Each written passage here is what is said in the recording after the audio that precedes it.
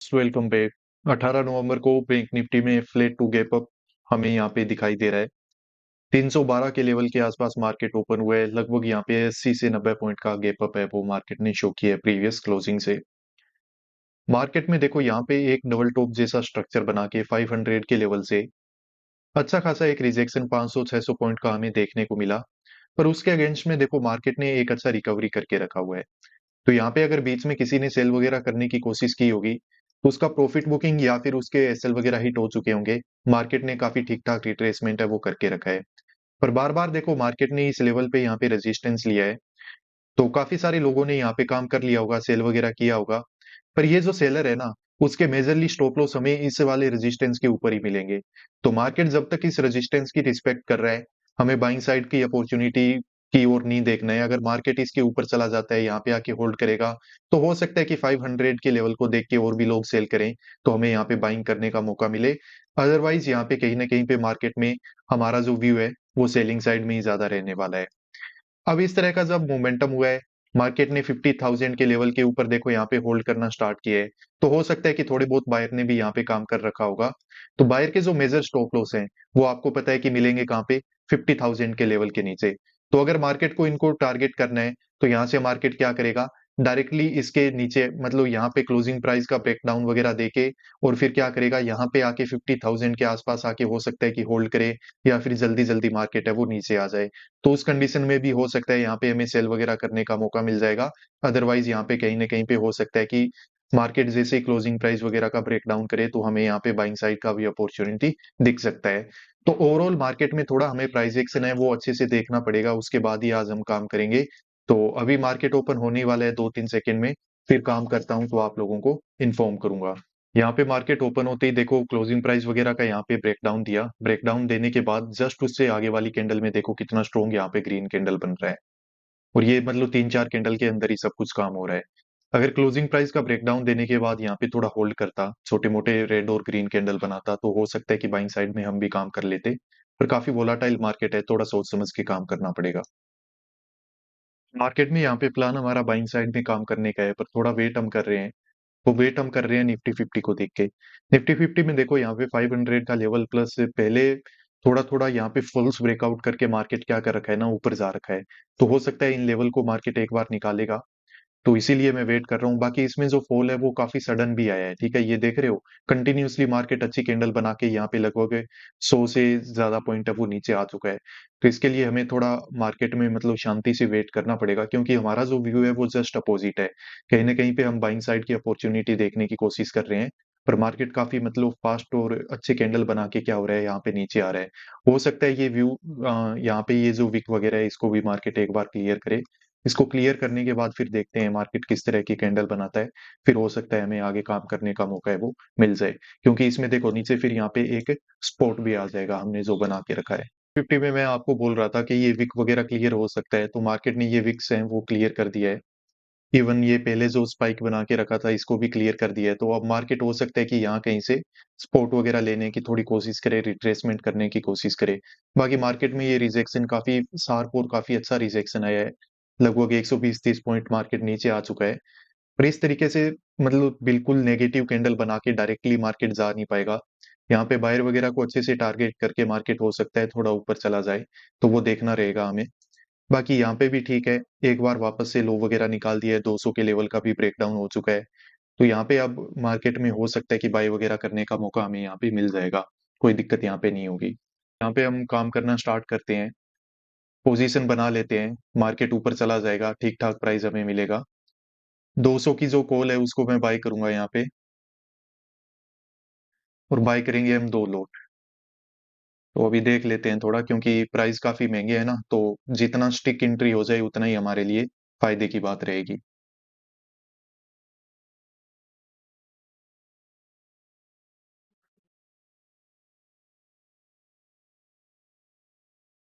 Bye कर लेते हैं, ये महँगा होता ही जा रहा है। मतलब ये हमें प्राइस वो 605 के आसपास मिल रहा था, पर अभी हमने इसको बाय किया है 627 पे। थोड़ी कंसर्न की बात तो है क्योंकि ₹20 प्रीमियम ऑलरेडी हमने महँगे बाय किए हैं। पर बात वो है कि मार्केट अगर हमारी डायरेक्शन में जाएगा तो इस तरह के टारगेट है वो बना के दे देगा, ज्यादा कोई इश्यू हमें यहाँ पे होगा नहीं। फिलहाल जो प्रीमियम का प्राइस है वो हमारे कोस्ट टू कोस्ट ही चल रहा है, तो ये ठीक ही बात है हमारे लिए। अब चार्ट वगैरह देखते हैं फिर आप देखें कि ये पोजीशन वगैरह यहाँ पे हमने बनाई क्यों है। अगर 20 रुपए सस्ता मिल जाता तो फिर हमारे लिए और भी अच्छा हो जाता, पर थोड़ा देखने के चक्कर में कभी कभार हो जाता है, पर कोई दिक्कत नहीं है। मार्केट में देखो हमारी पोजीशन के साइड में एक बहुत ही अच्छा कैंडल बन रहा है। उम्मीद है डे हाई को निकालेगा तो प्रॉफिट बुकिंग हमारा हो जाएगा। प्रीमियम में भी एक बार आपको मैं दिखा देता हूँ, बहुत अच्छे प्रीमियम चलना स्टार्ट हो चुके हैं। तो ऑलमोस्ट 50 रुपी के आसपास का टारगेट हम देख चुके हैं, और जैसे ये हाई वगैरह निकालेगा तो यहाँ पे हम मार्केट से एग्जिट है वो ले लेंगे। थोड़ा एक दो कैंडल मार्केट होल्ड कर सकता है क्योंकि हाई है, तो यहाँ पे और सेलर को इनवाइट करने के लिए। बाकी बहुत अच्छी जगह पे पोजीशन हमारा बना है, तो यहाँ पे टारगेट का बुकिंग तो हमारा अच्छे से हो जाएगा। इवन मतलब जब प्राइस हो जाएगा ना 770 के आसपास, 80 के आसपास, तो यहाँ पे बहुत अच्छा टारगेट बन जाएगा हमारा, कोई दिक्कत नहीं है। अच्छी जगह पे पोजीशन हमने बना लिया, हाई वगैरह निकलने का वेट करते हैं। कि अभी तो हमारा प्रॉफिट वगैरह मार्केट काफी कम कर रहा है, लगभग वापस से कोस्ट टू कोस्ट ही लेके आ चुका है। पर हो जाना चाहिए क्योंकि मार्केट थोड़ा वोलाटाइल है, तो ऊपर नीचे हो रहा है जल्दी जल्दी। बाकी यहाँ पे ये रिजेक्शन मुझे लगता नहीं है कि सस्टेन कर पाएगा, पर फिर भी देखते रहते हैं इसको। मार्केट देखो बहुत ही ज्यादा वोलेटाइल है यहाँ पे, जितना जल्दी ऊपर नीचे आता है उतना जल्दी ऊपर चला जाता है, फिर जितना जल्दी ऊपर जाता है उतना जल्दी वापस नीचे भी आ जाता है। तो अब यहाँ पे कुछ कह पाना मुश्किल है। अब की बार थोड़ा ठीक ठाक हमें प्रॉफिट दिख जाएगा ना, तो हम उसको बुक ही कर लेंगे, ठीक है। ये कैंडल अगर ऊपर चला जाए तो हमारे लिए अच्छी बात है। बाकी प्रीमियम वगैरह में तो बहुत जल्दी जल्दी फ्लक्चुएशंस हो रहे हैं। इवन यहाँ पे अगर ब्रेकडाउन वगैरह हुआ ना, तो हो सकता है थोड़ा लॉस वगैरह हमें ज्यादा ही बुक करना पड़ेगा, पर कोई दिक्कत नहीं है, देख लेंगे। हमारा जो टारगेट है वो 570 है, अभी वापस देखो कितना जल्दी नीचे आ रहा है। पर जिस तरह के कैंडल बना रहे हैं ना, उसमें यही लग रहा है कि मार्केट को जाना तो ऊपर ही चाहिए। ये विक वगैरह छोड़ के जिस तरह के कैंडल बना रहे हैं ना, तो जाना तो चाहिए इसको ऊपर। लॉस बड़ा ही हो जाएगा, इसको यहाँ पे निकालना ही ठीक रहेगा हमारे लिए। तो देखो ऑलमोस्ट जो पोजीशन है उससे हमने एग्जिट ले लिया है। 627 के आसपास हमने इसको बाय किया हुआ था, और 555 पे हमने इसको एग्जिट किया है। तो ऑलमोस्ट अगर यहाँ पे देखा जाए ना, तो लगभग लगभग हमारा 70 रुपीज के आसपास का जो एसएल है वो हिट हुआ है, तो लगभग 2000 रुपए का जो लॉस है वो हमने यहाँ पे ओवरऑल बुक किया होगा। तो देखो हमारा जो डे का आज का क्लोजिंग है वो 730 रुपीज के आसपास रहेगा माइनस में।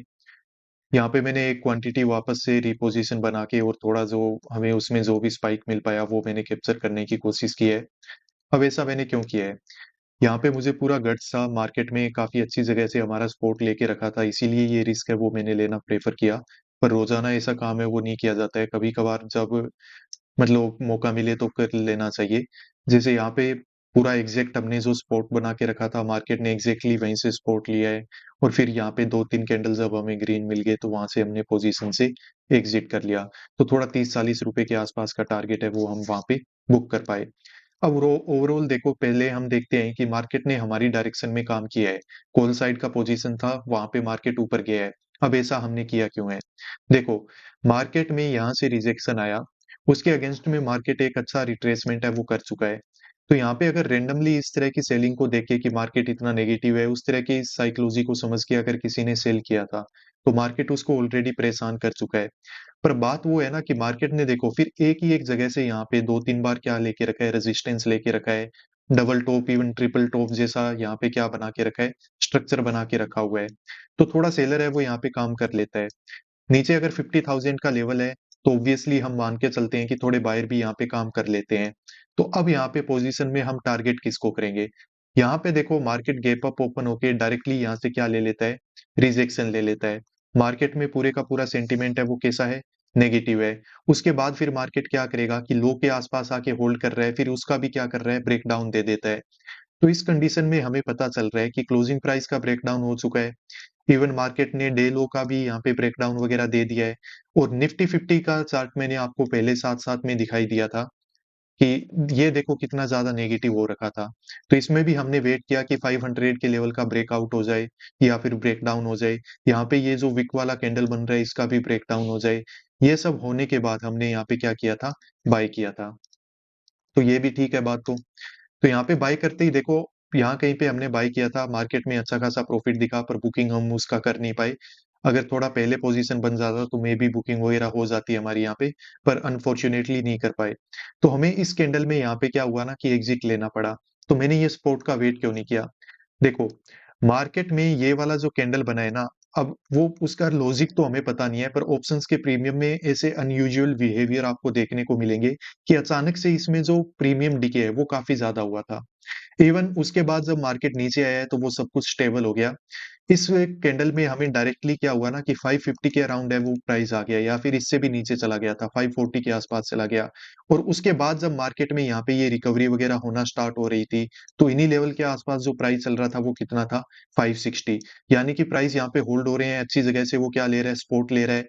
तो इन सब चीजों को देख के मुझे इतना तो फिर पता चल गया कि ये वाला जो स्पोर्ट है, इसको लेके मार्केट अपना डे हाई वगैरह है उसको क्लियर कर सकता है।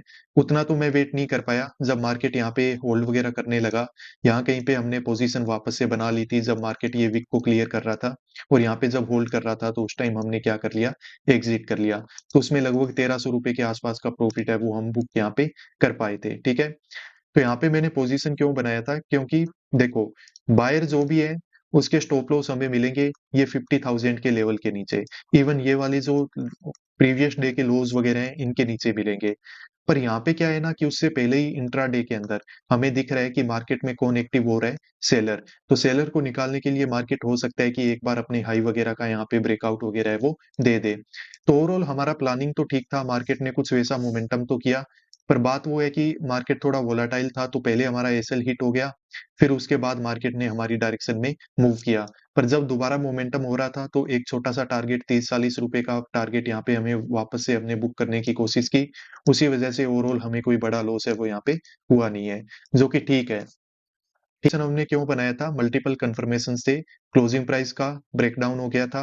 डे लो का मार्केट ने जब ब्रेकडाउन वगैरह कर दिया, उसके बाद जब मार्केट पॉजिटिव होने की कोशिश कर रहा था, तो हमने यहाँ पे क्या कर लिया था, कॉल साइड में काम किया था।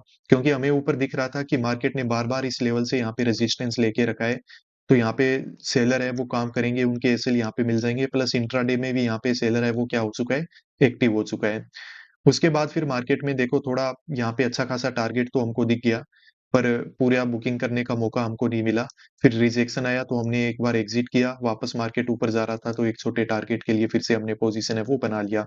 ओवरऑल देखो मार्केट में यहाँ पे जो डे हाई है उसका ब्रेकआउट वगैरह यहाँ पे हो चुका है। तो कुछ इस तरीके से हमने काम किया था। देखो मार्केट में स्ट्रक्चर आपको कभी समझ में पूरा अच्छे से आएगा, काफ़ी ईज़ी ट्रेड आपको दिखेंगे। कभी आज के दिन होगा उस जैसे मतलब यहाँ पे आपको दिखेगा कि बायर भी है, सेलर भी है, काम कहाँ पे करें?